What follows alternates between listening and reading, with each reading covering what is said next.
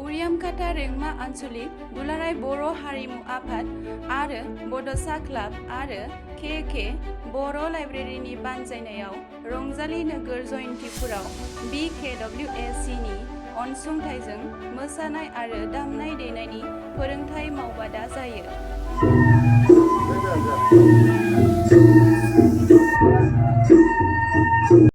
मावबादाखौ बेखेवनानै होयो BKWSC नि EM मुस्रि प्रदीप स्वर्गियारिया। दानि बोसोनगिरि निलेस्वर ब्रह्म धनसिरि जिल्ला बर' थुनलाइ आफादनि नेहाथारि बिनन्द बड'सा, गलाघाट जिल्ला एबसुनि बारग' आफादगिरि निलेस्वर ब्रह्म, समाज सिबियारि जेनकिन बसुमतारी, मनजन बसुमतारी, नन्देस्वर दैमारि आरो गोबां हिन्जावसा आरो बिहामजोफोरा फोरोंथाइ मावबादायाव बाहागो लायो।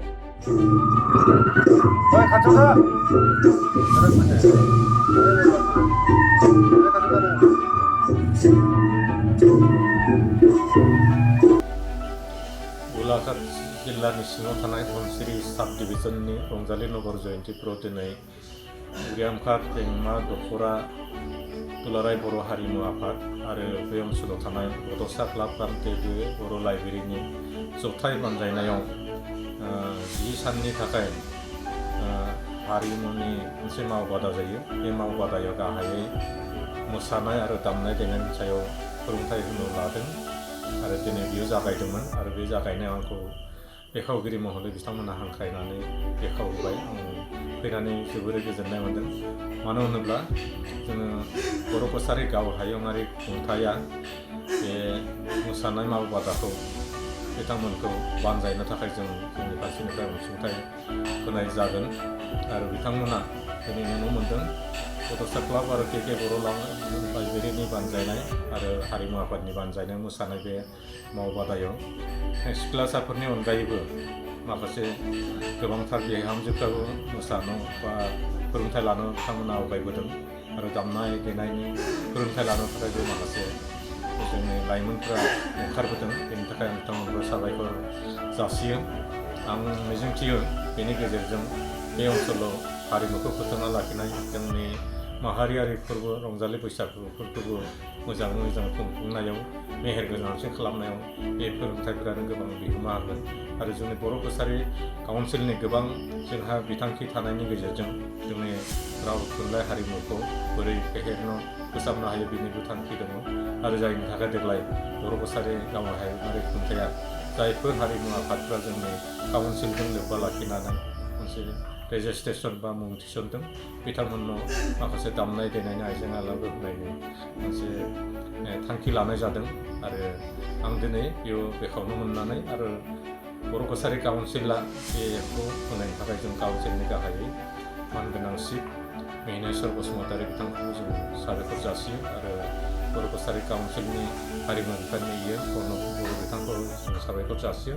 दिनैनि बे हाबाफारियाव धनसिरि जिल्ला बर' थुनलाइ आफाद गलाघाट जिल्ला एबसुनि दैदेनगिरि बिथांमोन आरो बर' आइजो अनसाय आफादनि दैदेनगिरि बिथांमोन आरो खौसेथि बर' सुबुं आफादनिबो दैदेनगिरि बिथांमोना दंमोन आरो बेहाय हारिमु आफाद आरो क्लाबखौ खौसेथियैनो जोंनि बर' माहारि आफादफोरा मदद होफादों।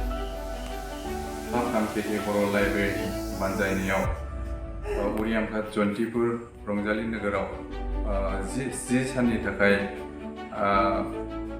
बर' मोसानाय आरो दामनाय देनायनि फोरोंथाइनि मावबादा लानाय जायो। बे मावबादाखौ जोंनि बर' कसारि अनसाय गावारि खुंथाय आफादनिफ्राय जोंनो अनसुंथाइ दैथायहरो। बे अनसुंथाइखौ बर' हारिनि थामोनथा आरो बर' हारिमुनि जौगानायनि थाखाय बे आफादा जोंनि ओनसोलसिम दैथायहरो। बे लेखायैनो जोङो दिनै बे जिथु बैसागु मोसानाय आरो दामनाय देनाय फोरोंथाइ जिथु मावबादा बेखौ जों दिनै जागायो। दिनैनि बे जागायनाय हाबाफारियाव बर' कसारि अनसाय गाव हायुङारि खुंथायनि EM सारा मुस्रि प्रदीप स्वर्गारि सारा जोंनि बे मावबादाखौ दिनै बेखेवनानै होयो। जों निस्सय आसा फारियो ओनसोलनि गासैबो जोंनि उरियामघाट रेंमागुदि बर' हारिमु आफादनि गासैबो मोसाखावरि बिथांमोना लैहोर लैहोर फैनानै बाहागो लाफायो आरो बेजों लोगोसेनो गामिनि बिहामजो हान्जा फारियै ओनसोल खाथियाव थानाय जयन्तिपुर, आवजारगुरि, इन्द्रपुर बेफोरबायदिनो गुबुन गुबुन ओनसोलनिफ्रायबो बिहामजो हान्जाफ्रा नैबे दिनैनि बेखेवनाय हाबाफारियाव बाहागो लाफैयो।